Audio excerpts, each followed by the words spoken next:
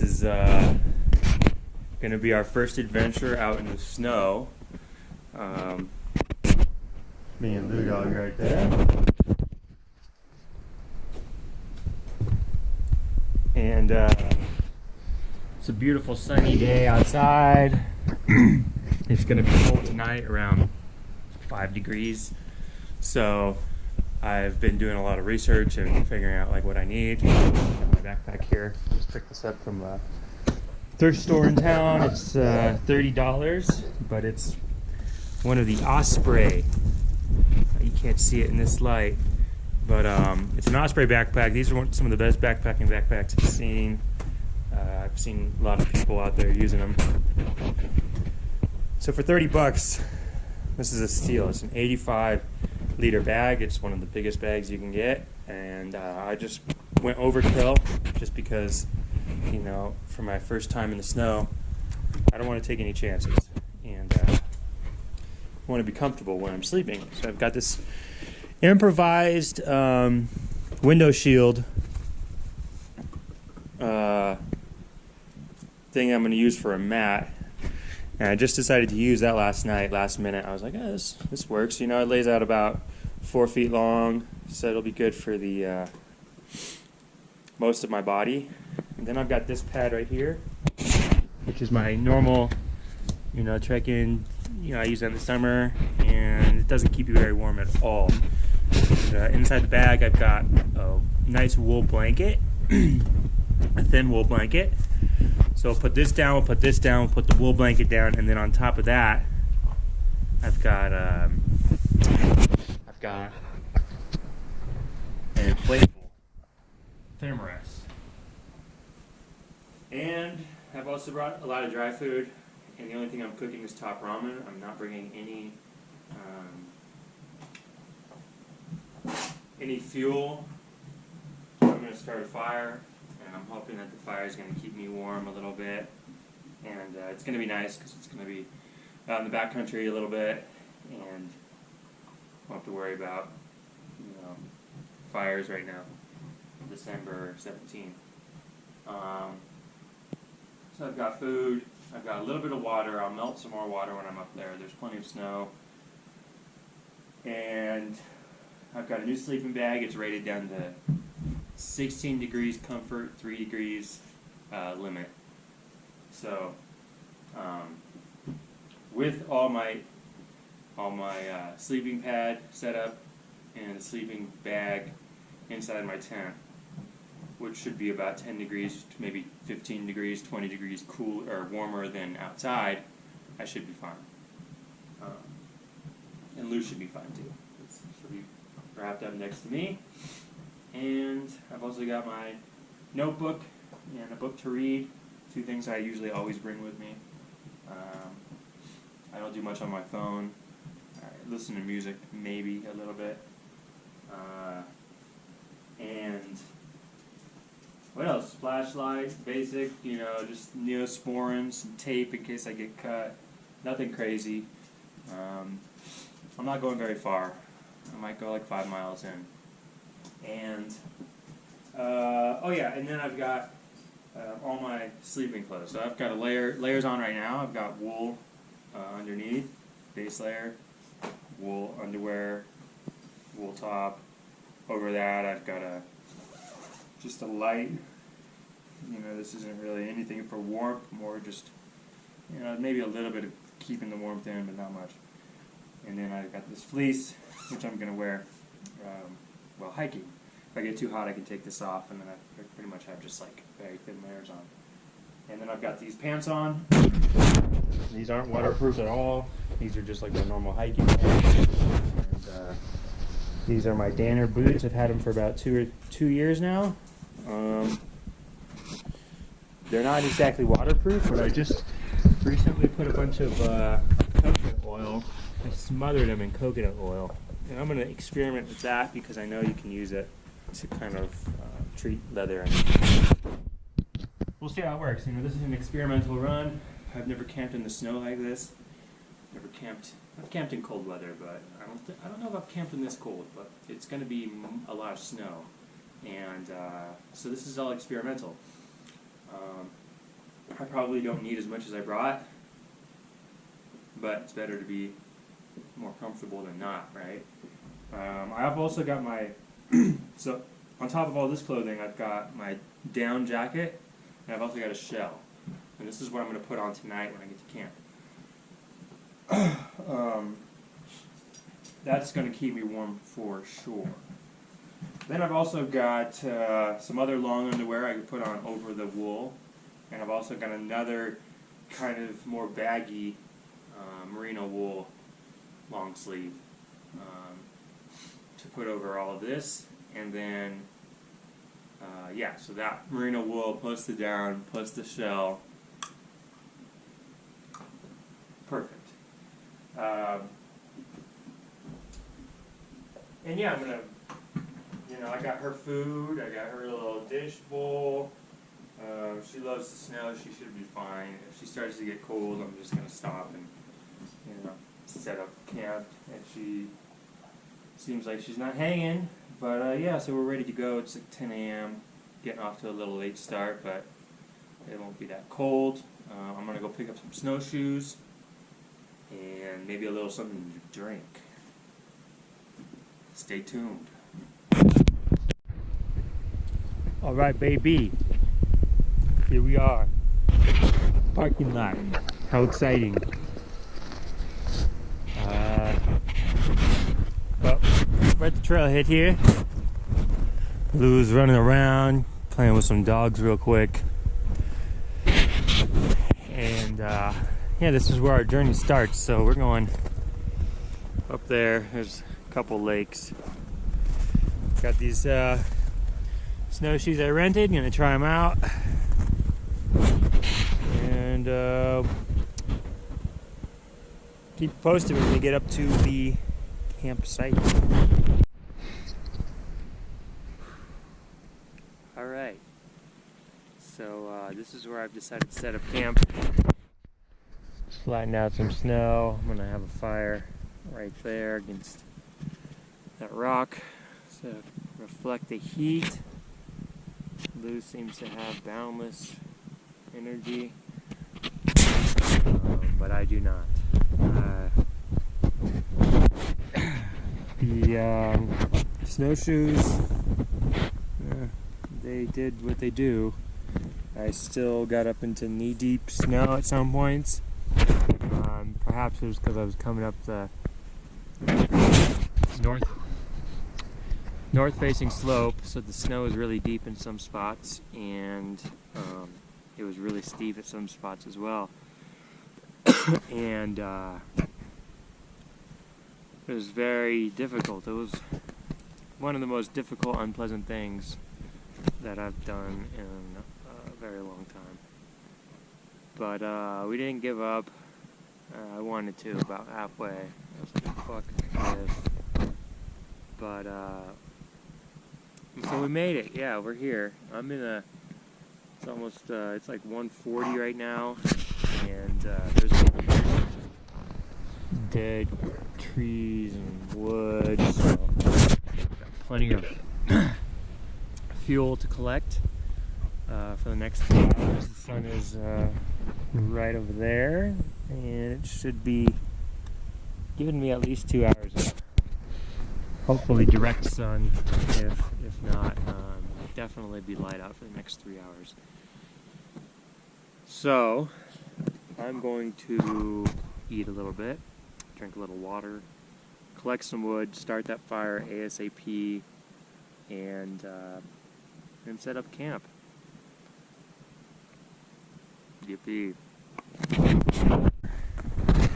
So for the last 2 hours, pretty much, just about, I have been collecting wood. And this shit is not easy in the winter. You see, in the summertime, I just find dead wood all over the ground. Big pieces, small pieces. But now, all the big pieces on the ground that you can just pick up are buried, obviously. And I did not anticipate it being this difficult to collect wood, because I don't have anything to cut the wood with, so I'm breaking them off. You can see. I've got a little collection here.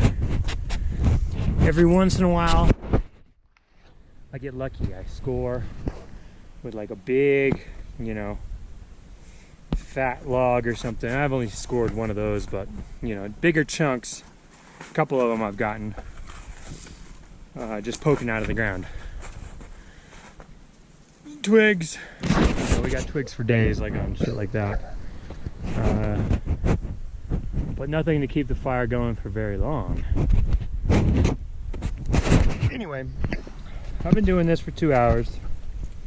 Just melting water and drinking water because I want to just get that out of the way. I want to drink as much as possible while there's the fire before I can't make any more. You know what I'm saying? And it's been all right. I've made about 2 bottles so far. You know, one of them, maybe, yeah, I think I made 2, which is good. For the hike up here, I exerted a lot of energy. It was a nightmare. And so I'll try to make like probably 2 more bottles. One to drink before bed, and then one to drink in the morning. And I won't need too much in the morning because, you know, right down to the bottom of this hill is a little creek where there's actually water. But anyway, first, well, not the first, but lesson learned, bring a little saw. Something to cut the wood, because there's so many good chunks of dead wood that I just don't have the power to break. And so they're just sitting there unusable. It's a pity. But check it out. Here's my campsite.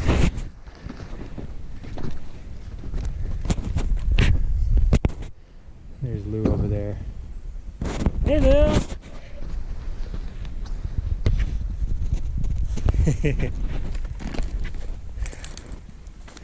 See, this fire is going pretty good now. After like 2 hours, it's sunk about 2 feet at least. Got my tent, everything set up in there, a couple pads. Been snacking. I don't think I'm gonna make the top ramen, but we got about another hour of light. Shit's not easy, but shit is good. All right, it's update time. It is 4:30 approximately. I've just changed into my dry socks. Who would like to give me a kiss?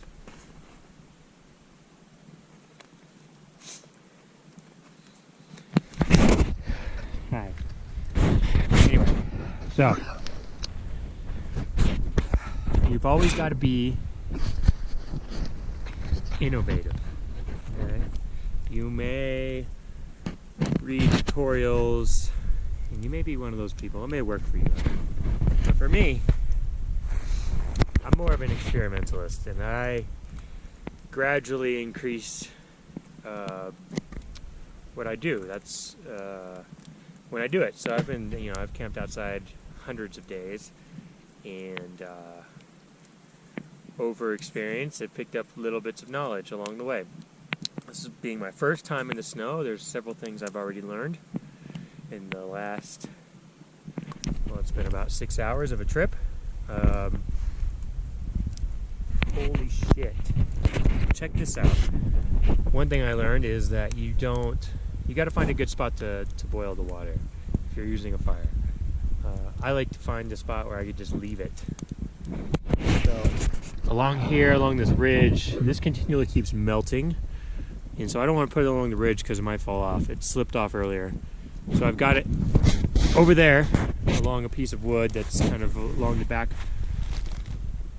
back side of the fire, leaning up against the rock. And I've got the fire at a nice level right now. It's fairly big, as you can see.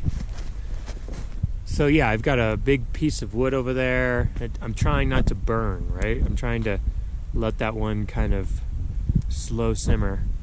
Well, the fire is more on this angle, and so that kind of heats up the rock, and it also heats up that water over there. And about every 20-30 minutes, I get a little pot of water, and so that's a good system.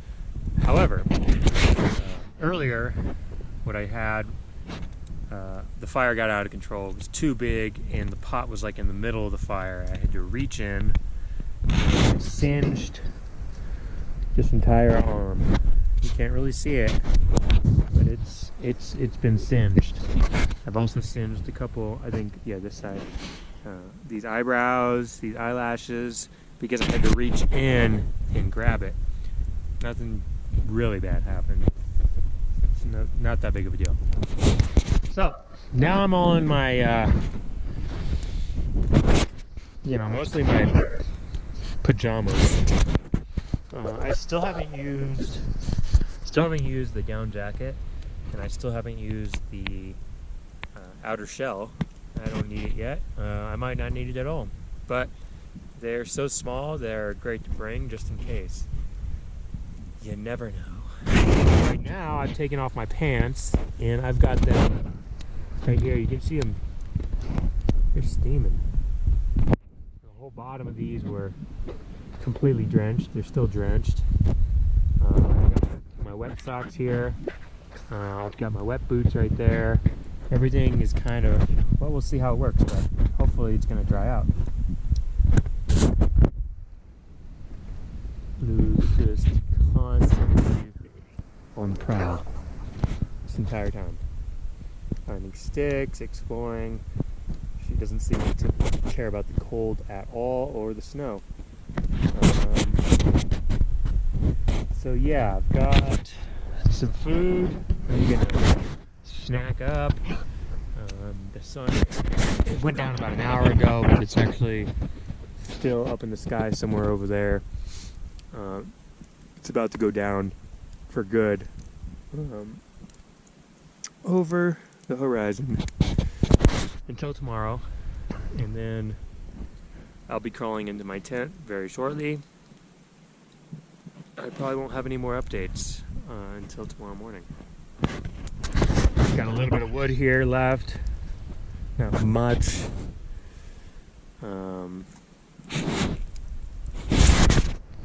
That's about it. And peace. Update. Obviously, we're not at the campsite anymore. I had to bail last night because little Lou dog started shivering in the tent, and she might have been okay. She shivers sometimes when she's scared, but it was 8:30 p.m., still really early in the night, and temperatures were around 18, maybe 20 degrees, but thankfully I had service because I checked the forecast and it was just going to drop to about maybe 5 degrees, 4 degrees in the morning, and she made it back down fine. She only seemed to be shivering inside the tent. Maybe she was colder because she wasn't moving around, but I didn't want to take any chances. I think next time I want to have bigger snowshoes or wait until the snow is more compact. I also want to bring a little saw, little fold-up collapsible saw, so I could cut all the dead wood around, because I could have made a more substantial fire that would have lasted throughout the night. And also positioning of my tent. I've done it before to where I could make the fire good enough in a position that reflects off of a big rock or a boulder, and that kind of provides the tent with heat as well. So I think next time, if I do, probably will do it again at some point in a different place, and we will do that. So yeah, that's the end of the trip for now.